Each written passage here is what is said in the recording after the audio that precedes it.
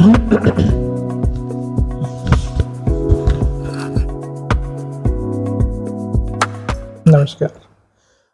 कभी आपने सोचा है कि आप रात को सो रहे होते हैं एंड एक ही दम अचानक से दांत में दर्द शुरू हो जाता है।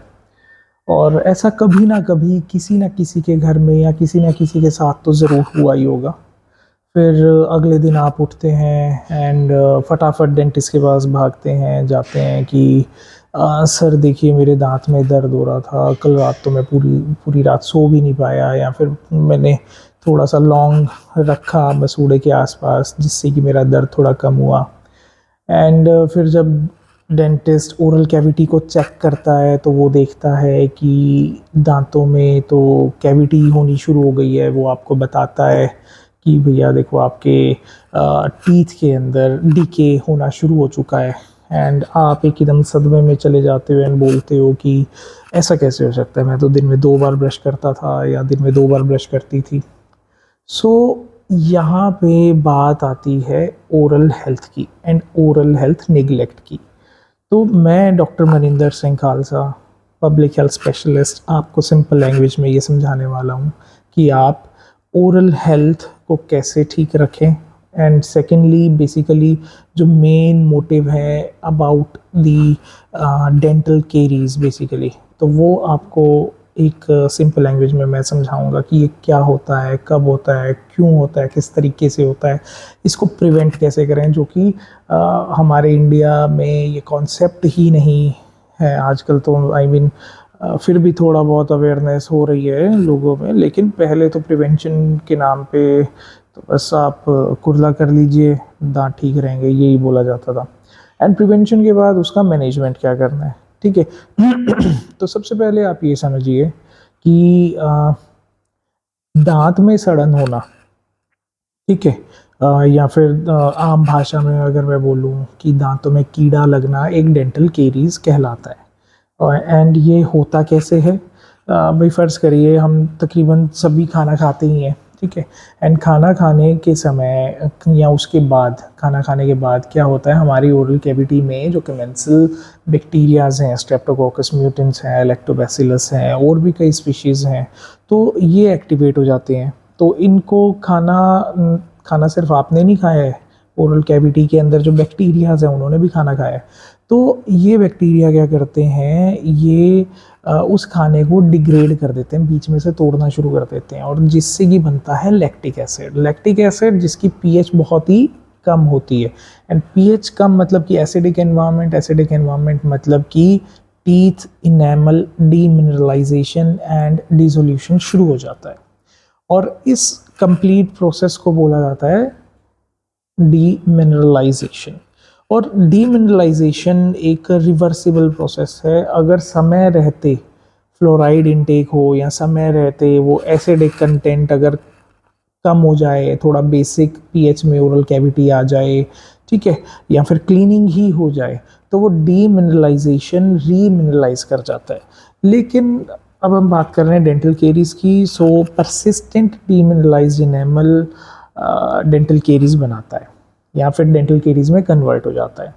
तो अब क्या होती है डेंटल केरीज, कैसे होती है डेंटल केरीज, ये हम समझ चुके हैं। और क्यों होती है डेंटल केरीज, बेसिकली जैसे कि मैंने आपको बताया, बैक्टीरियल डिग्रेडेशन हुई एंड उसके बाद टीथ का जो भी इनेमल स्ट्रक्चर है वो भी डिग्रेड हुआ, कैल्शियम हाइड्रोक्सी एपेटाइट वो डिसोसिएट हुआ, ठीक है।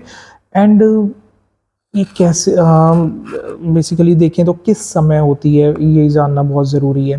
अच्छा, कभी आपने सोचा है कि चोरी कब होती है? मतलब कभी भी हो सकती है, लेकिन जनरली चोरी कब होती है? चोरी होती है रात के समय जब सब सो रहे होते हैं।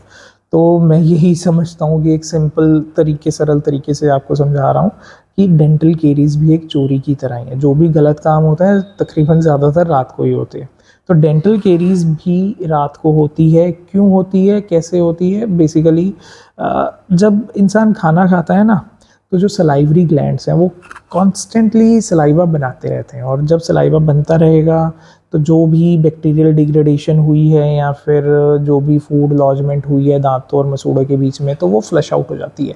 लेकिन रात को आप खाना नहीं खा रहे हैं, कोई सेंसेस नहीं है, सबकॉन्शियस माइंड के अंदर सब चल रहा है, अनकॉन्शियस हैं, सो रहे हैं, तो उस कंडीशन में सलाइवा फ्लो नहीं होता, जिसकी वजह से खाना जहाँ फंसा रह गया वो वहाँ फंसा रह गया एंड बैक्टीरिया को पूरी रात मिली है उसको डिग्रेड करने के लिए and as a result demineralization followed by the dental caries होता है।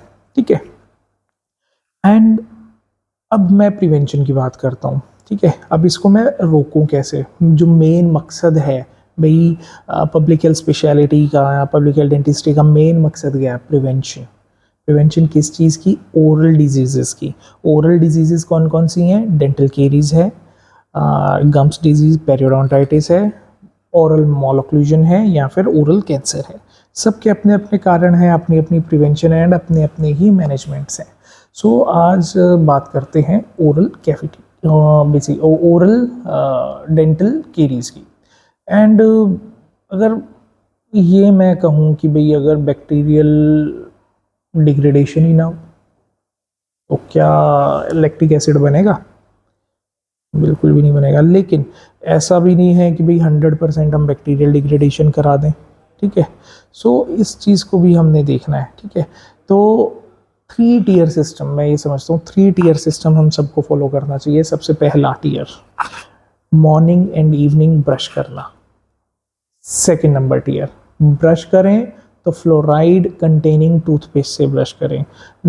आमतौर पे आप किसी भी केमिस्ट के पास जाएंगे, उसको बोलिए जस्ट आपने ये बोलना है 1000 ppm पार्ट्स पर मिलियन फ्लोराइड कंटेंट का टूथपेस्ट आपको दे दें। और अगर कोई बच्चा है 12 साल से कम है, जैसे 2 से 5 साल के अलग टूथपेस्ट आते हैं, फॉर एग्जांपल 250 ppm वाले टूथपेस्ट आते हैं, फिर 6 to 12 ईयर्स में आपको 500 ppm के टूथपेस्ट मिल जाएंगे।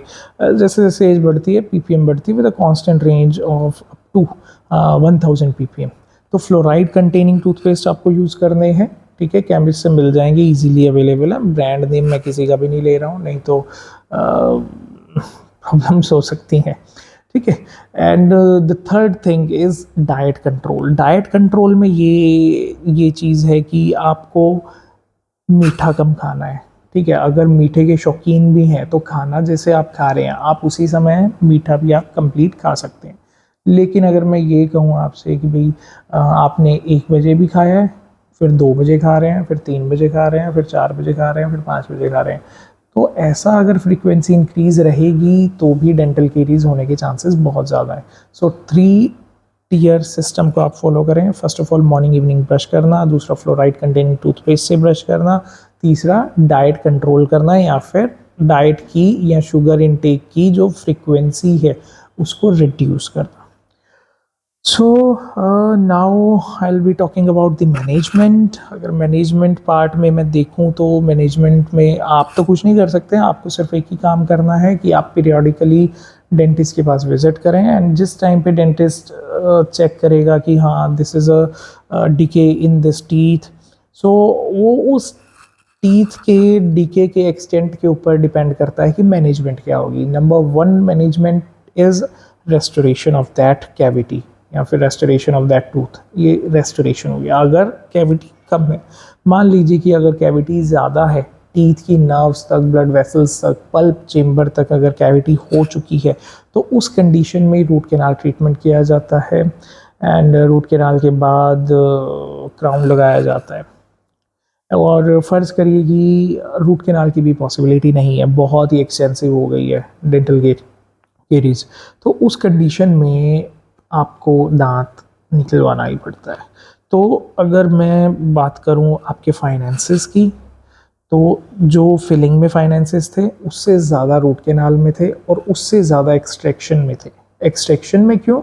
आपका दांत निकल गया, फिर उसकी जगह आप दांत लगवाएंगे भी, तो दांत नहीं लगवा रहे हैं एटलीस्ट बोन ग्राफ्ट तो कराएंगे, क्योंकि दांत निकल जाता है तो फिर हड्डी कमज़ोर हो जाती है।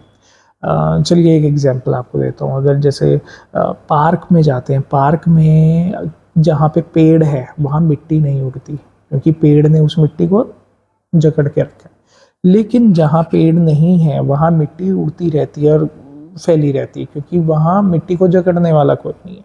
सेम केस है टीथ का। अगर हड्डी के अंदर मैंडिबल में सपोज टीथ है तो मैंडिबल स्ट्रॉन्ग रहेगा, और अगर मैंडिबल में लोअर जॉ में बेसिकली टीथ ही नहीं है तो बोन में डिफॉर्मिटी हो सकती है, चाहे वो बोन डेंसिटी कम होना, बोन हाइट कम होना, या फिर बोन विड्थ का कम होना। देर आर चांसेस कि ये तीनों भी हो सकते हैं, दो हो सकते हैं, एक हो सकता है, बट कुछ ना कुछ तो ज़रूर होगा। तो एक्सपेंसेस, हेल्थ इकोनॉमिक्स आपकी डिपेंड करती है extent of the dental caries पे। एक बहुत ही इंपॉर्टेंट कॉन्सेप्ट रहता है oral health related quality of life, या फिर simple basic quality of life.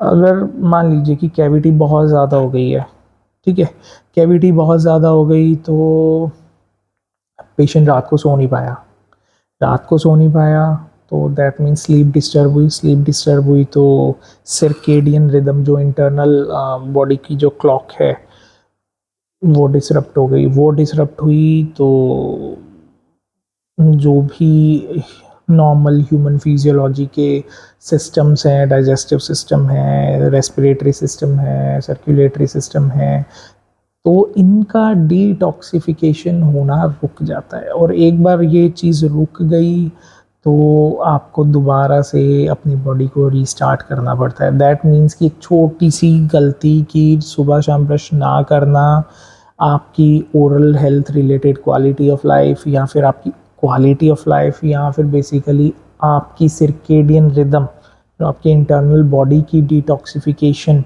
Sleep and wake up cycle, उसको कितना डिसरप्ट कर सकता है छोटी सी डेंटल केरीज। सो तो मैं आपको यही सलाह दूंगा कि अगर कभी भी आपको लग रहा है कि डेंटल केरीज हो रही है, दांतों में कालापन आ रहा है, तो एक बार विज़िट कर लीजिए डेंटिस्ट के पास, कुछ फ़र्क नहीं पड़ता है। एंड अगर आपने अभी विज़िट की है एंड कुछ भी नहीं है तो आपको हर 6 महीने में एक बार विज़िट ज़रूर करनी चाहिए ताकि आगे भी कुछ ना हो। And so, according to me, oral health is an integral part of general health and it should not be neglected at any cost. अगर आप neglect करेंगे तो your body will suffer. आप सफ़र नहीं करेंगे, आपकी बॉडी सफ़र करेगी, और अगर आपकी बॉडी सफ़र करेगी तो एट द एंड आप ही सफ़र करेंगे। सो